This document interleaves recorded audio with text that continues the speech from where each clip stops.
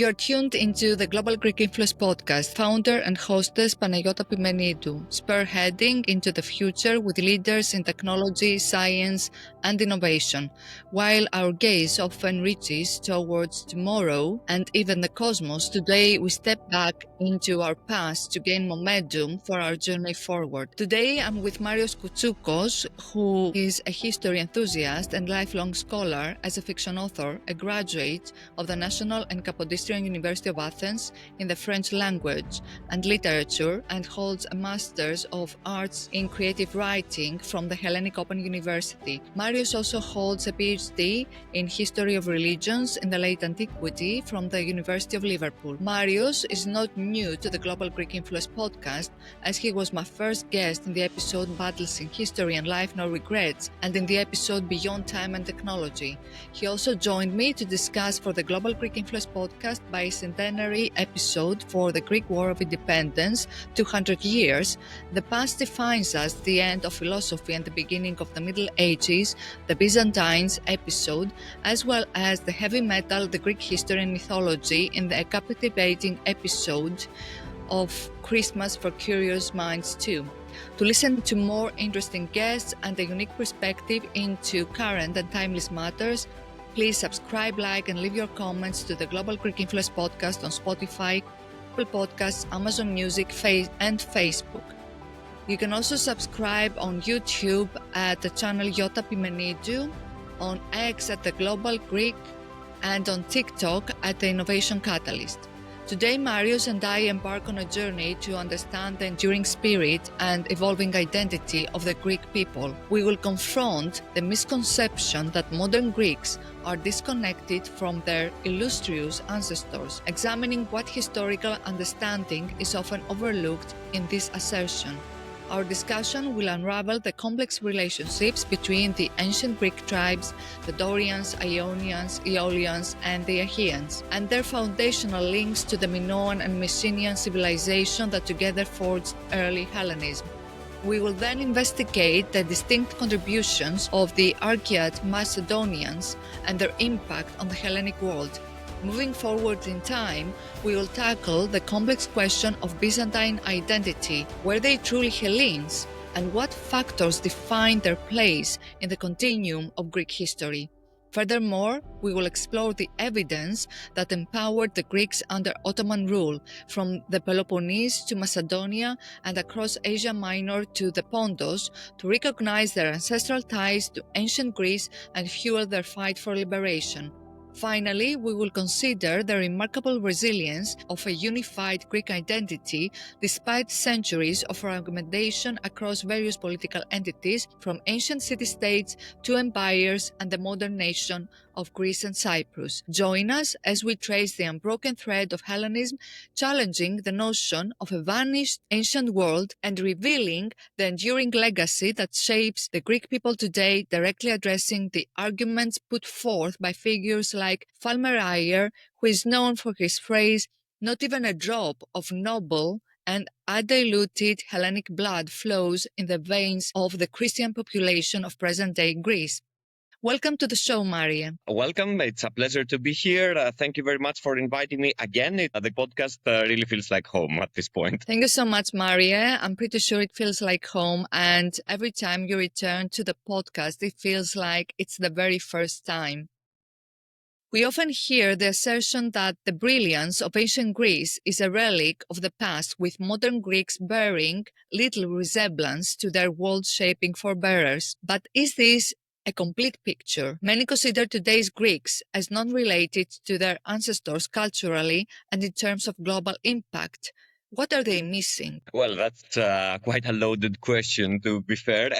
To be honest, we need to carry out this discussion based on the caveat that when we're talking about identity and ancestry and, well, who is who, we need to admit that it's an interdisciplinary problem. Someone has to rely on genetics, on history, on cultural sciences as well. So it's really difficult to have one fully informed opinion from just one field. But this is a very nice question. So I would say that the Greeks of today are definitely connected with their ancient past, and at the same time, they are not Greeks in the way they were in the past. For me, it's pretty much the same thing as, are you the person that you were when you were a kid?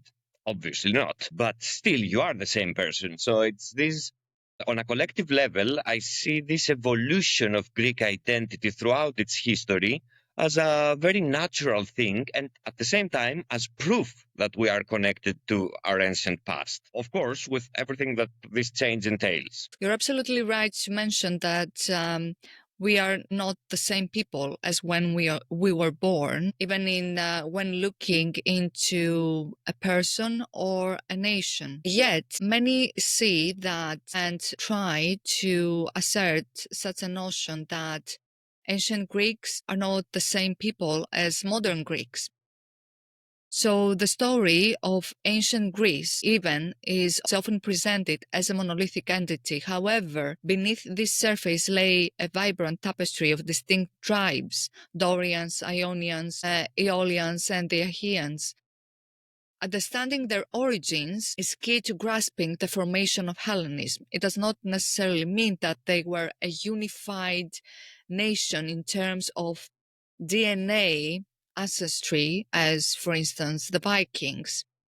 What is the truth behind the various ancient Greek tribes or major ethno-linguistic groups and their connection with the so-called Minoan and Mycenean civilizations that formed Hellenism? Exactly. You point out a very interesting, let's say, pop culture, I would call it, because it's this idea that the Greeks to today have no connection to their ancient past is exactly as you mentioned in your introduction, an outdated idea, totally rejected by academia today. It's Fallmerayer's idea of discontinuity, that ancient civilizations in Greece totally vanished, and of course, different populations took their place. But you're also correct in mentioning that there is no ancient Greece as a complete unity. And that's why I really don't like the term ancient Greece or ancient Greeks, because it's very generalizing, although, of course, we use it for convenience. But indeed, the Greeks were not a homogeneous whole. They were a patchwork, let's say, a quilt of different cultures, different civilizations who had a unifying factor. That's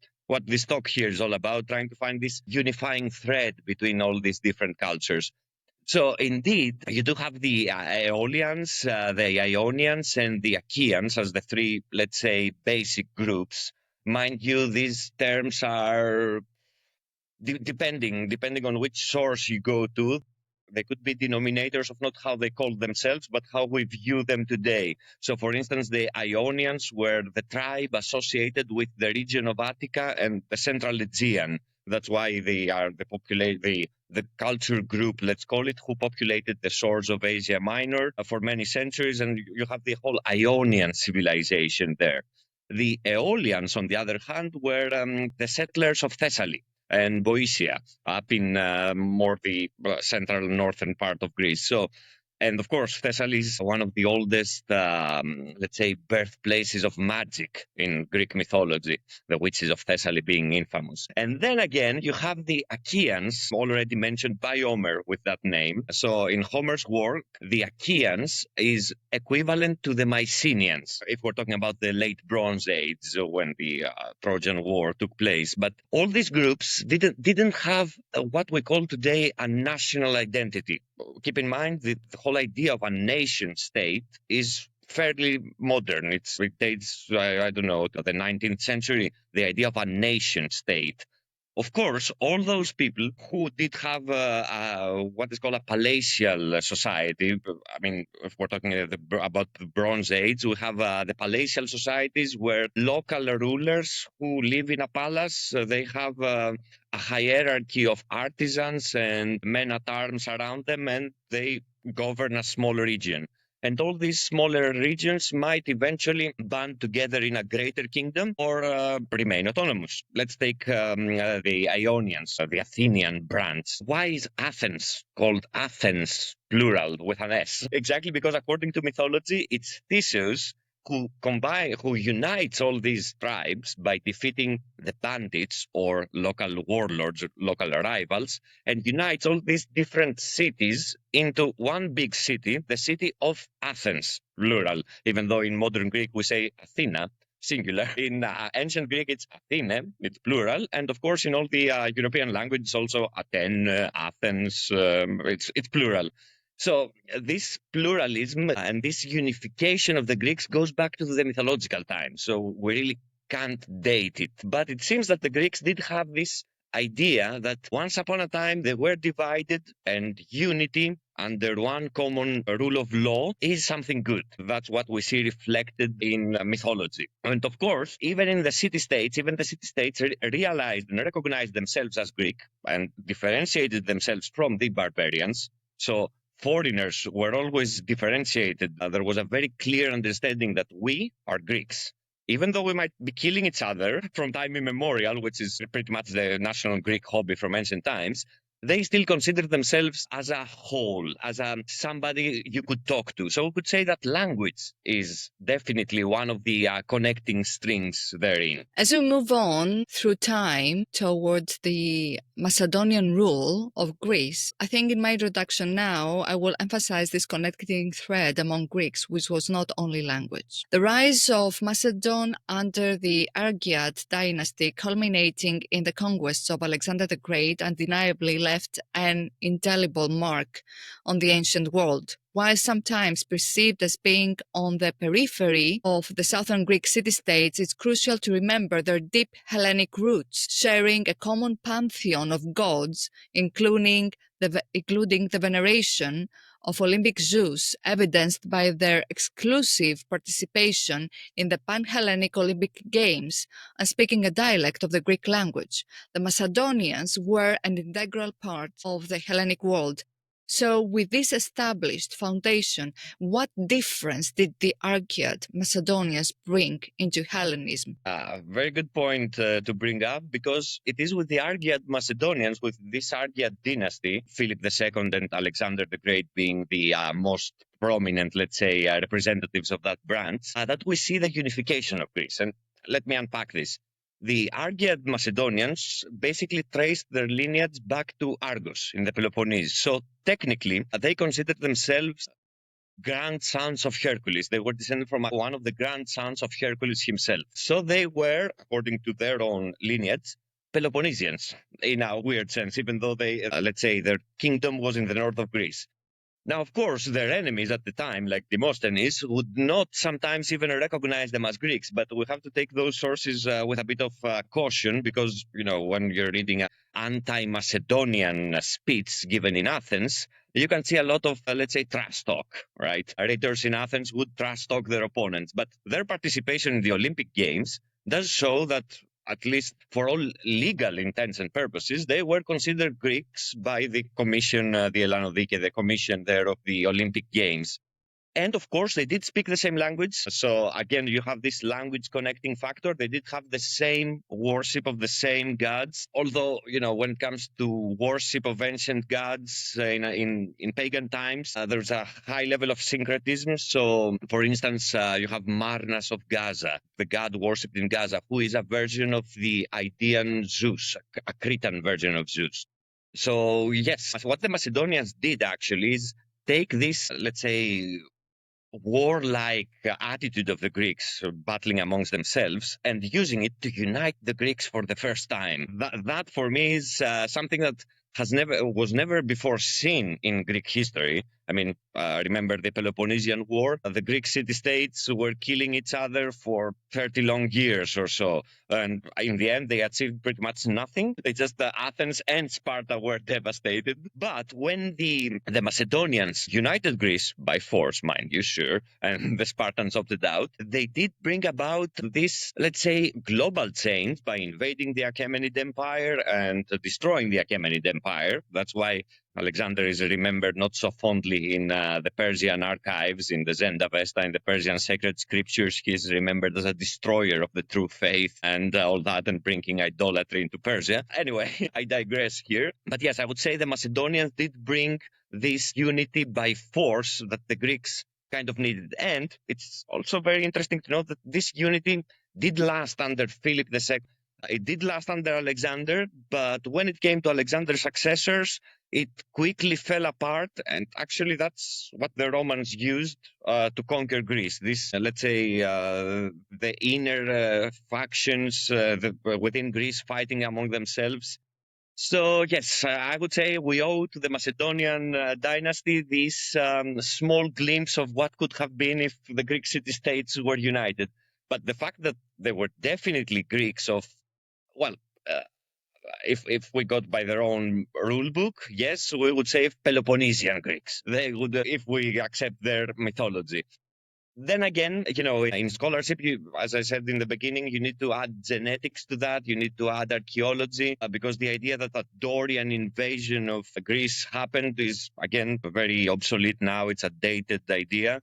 It was a much slower and gradual integration of surrounding tribes within the Greek world. So we can't tell where Macedonians actually came from if we go way, way back in history. But if we're talking about the time of Philip and Alexander, they were fully 100% incorporated into Greek culture, and they were Greeks for all intents and purposes. Marius brings up a point that I wanted to elaborate on a little bit more, almost as a separate thought for our listeners. I actually recorded a short extra bit about this on my own. Marius brought up the need for genetic studies to further understand the ancient Macedonians within the broader context of Greek history. It's fascinating how much our understanding evolves with new scientific evidence. On that note, I recently came across a compelling 2021 study by Clement et al.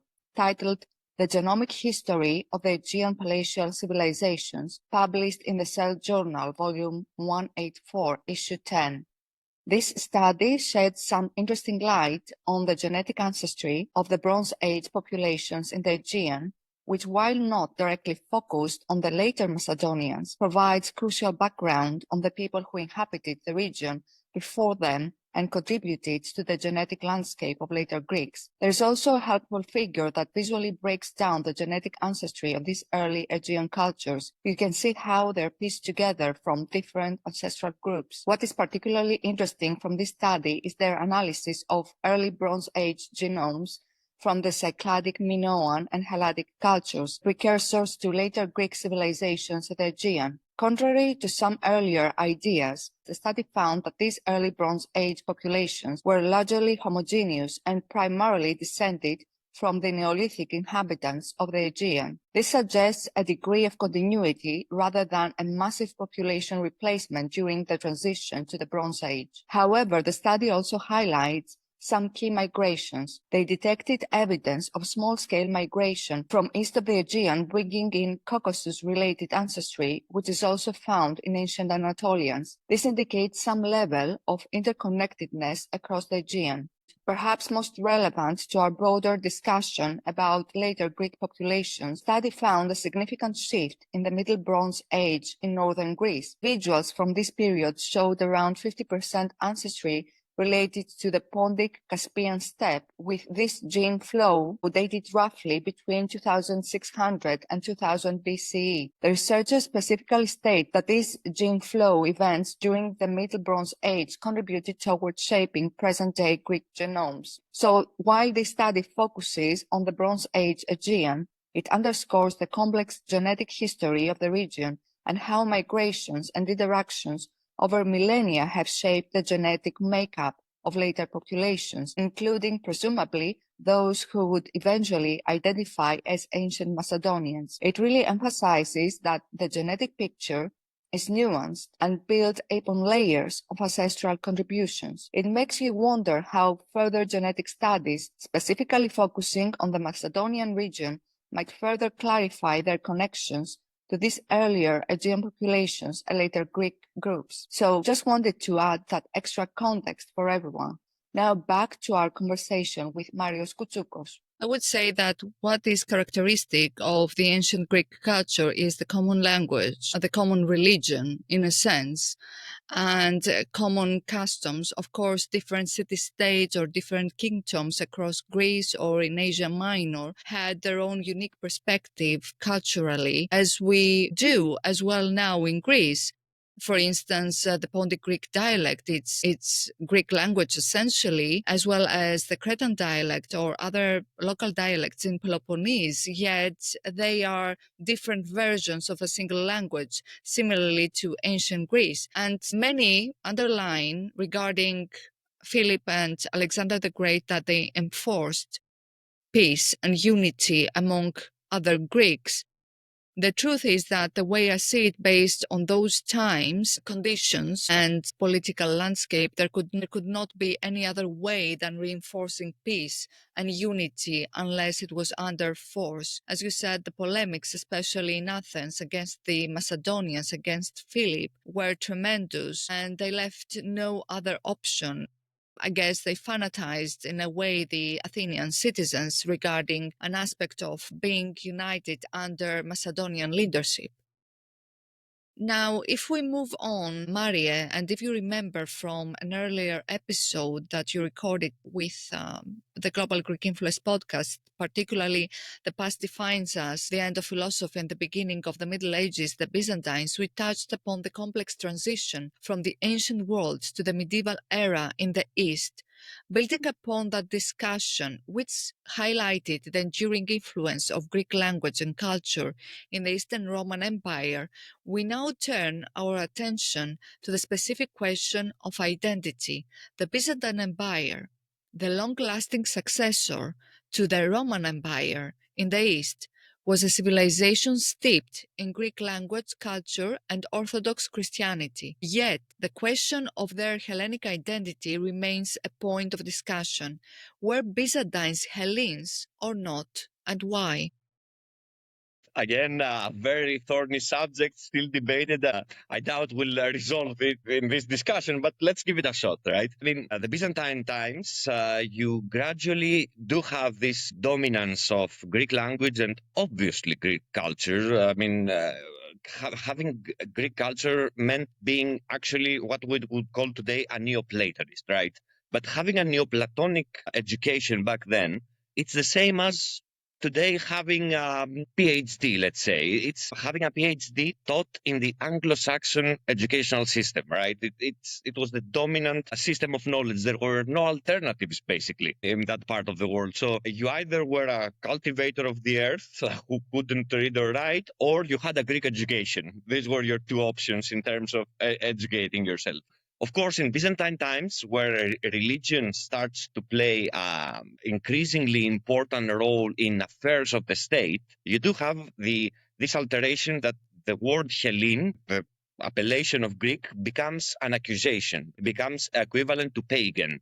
So I mean, in the 11th century, you have the student of Michael Psellos, the court philosopher as well, and at one time monk, Italos, Georgios Italos, if I'm not mistaken, who is accused of being a Hellene, following his master's teachings of Michael Psellos, you know. But again, you see the Greek language and the Greek influence permeating the empire and ever resurfacing and raising its head. And it's also important to note that the inhabitants of Western Europe, from the time of Charlemagne, even later on to the time of the 11th century, time of 9th, 11th century, time of the Vikings, they call the Byzantine Empire as the Greek Empire. The King of the Greeks is the official title of the Roman Emperor, according to the Franks or the other Western kings. Even when the First Crusade starts, and Alexius Komnenos writes letters to the Norman rulers of Sicily and to the Pope in Rome, he says that we Greeks suffer these sort of indignities from the Turks who are assailing our borders, blah, blah, blah. So he defines himself as a Greek. And in the Chronicle of the Fall of Constantinople of Sphrantzis, even though it's a bit literary embellished, the last speech of the last king of the last emperor, the last Roman emperor, Constantinos Palaiologos XI, he makes an address to his soldiers, calling them descendants of Greeks and Romans. So you have this merging. The Byzantine Empire is merging its Roman bureaucracy with Greek cultural background. And these two merge together to give us what we today call Romni, and what emerged as the Romni. So all these Greek-speaking, all those pockets of Greek-speaking populations with a Greek culture throughout the Near East, around the Black Sea, as you said, in Pontus up there, all these pockets that were under Roman bureaucratic influence, but of course, with centuries upon centuries of a Greek cultural existence, they now become Romi. Does that mean that they are Greeks? It's again, we return to our first question. Yes and no. I mean, they speak the Greek language. They do have the evolution of Greek heritage, but they do not see themselves as citizens of a city-state or anything like that. But still, they do make these totally Greek distinctions that if you are out of town, if you're from a different part than where I live, you are a xenos, you are a foreigner, but you are still Greek, right? A Greek-speaking person with the same culture but from a different part, who is the bearer of a slightly different culture, is a foreigner, a xenos. Whereas a totally different person from a different cultural background who doesn't speak the language is a barbarian. And so you see even throughout the Byzantine times, even up until the fall of Constantinople, you see the term, this distinction, the term barbarian being used, and it only relents and is put aside when we're talking about our allies, the barbarians of the West. It's a bit bizarre, but I would say yes, in the Byzantine period, you have people with a Roman consciousness, but a Greek cultural background. That's the simplest I can put it. As a Pontian, I remember my great-grandmother mentioning that as Pontics, we are Romans. She didn't use the word Romi, she used the word Romea. At the same time, as Pontic Greeks, we reintroduced to Greece upon the population exchange earlier in the 20th century, we reintroduced many ancient Greek customs, which means that Pontics around the area of Trabzon kept many cultural aspects of ancient Greece, as for instance the Momoeria that we celebrate just after Christmas. And Momoeria are in honor of an ancient forgotten god called Momos, who used to be the god who was mocking or heavily criticizing the 12 gods of Olympus, and finally they expelled him from Olympus. So we see that even throughout the Byzantine Empire or throughout the Ottoman rule, in Pontos, they kept many cultural celebrations from ancient Greece. Centuries under Ottoman rule might seem like a period of cultural disconnection. However, for the Greeks living across this vast territory, a powerful sense of connection to their ancient past persisted, ultimately fueling their fight for independence. What were the driving forces behind this connection? What, for instance, recorded evidence made the Greeks of the Ottoman Empire from Peloponnese to Macedonia, from the west coast of Asia Minor to Pontus, to see their connection to ancient Greece and reclaim their freedom and independence? That's, again, a very interesting question. Seemingly, the easy answer would be to tell you that this connection came about through 19th century classicism and all that. But if one looks closer at the sources, no, it goes further back. It's way deeper. You see it even in the first couple of centuries of Ottoman occupation. And again, it's something that's really interesting because the Ottoman Empire was basically the replacement of the Roman Empire in the sense that it was a multinational empire. It did have a certain level of tolerance towards different cultures, different faiths. So technically, for the average person who lived, especially for people who lived in remote areas and weren't harassed very much, technically the Ottoman occupation shouldn't have been that bothersome or that cumbersome, let's say, so as to drive a revolution. At the same time, there's a multitude of factors here to take under consideration. So I will just focus on what kept the Greeks united. The fact that their conquerors did not speak their language and they did not have the same religion. And especially during the Ottoman occupation, we consider it starts from 1453, from the fall of Constantinople. Especially then, you have a religious background that is very black and white. Christian is good and Muslim is bad. So the conqueror is the bearer of this bad religion. Therefore, it is much easier to reject the religion of the conqueror. Whereas, in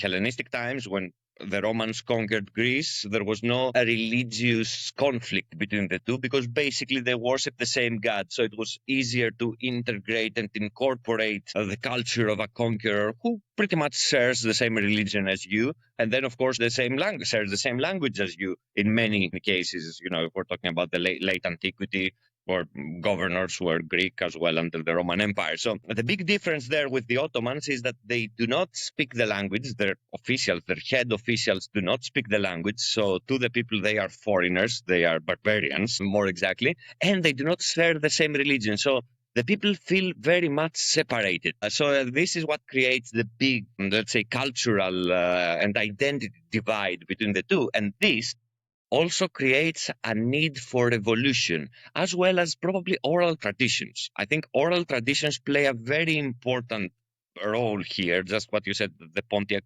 Greeks have this festival dedicated to momos that still survives. So imagine in rural places, in places where people live, they are born, they live and they die in a radius of 30 kilometers from the house they were born. These traditions, they stay strong. We may not have recorded evidence of them, but we do. There certainly was an oral tradition that created and sustained this national identity, even a regional identity, let's put it that way, because we're still not in the time that nation states exist, but there was definitely a very strong regional identity that rejected the ruling authority. Throughout history, Hellenism has manifested in diverse political forms, from the independent city-states of antiquity to sprawling empires and the modern nations of Greece and Cyprus. Despite this fragmentation, a strong sense of shared identity has endured. What made us not lose our identity and have this connection to a one-nation state of mind? Again, that's a really loaded question. I'm guessing probably a sense of camaraderie through hardships, or possibly it's a sense of language, a sense of belonging that you. In turbulent times when, let's say, you live from one place and you need to go someplace else to survive or to find haven, the most logical step is to go to where your own people are. And who are your own people? The people who speak your own language, who might welcome you.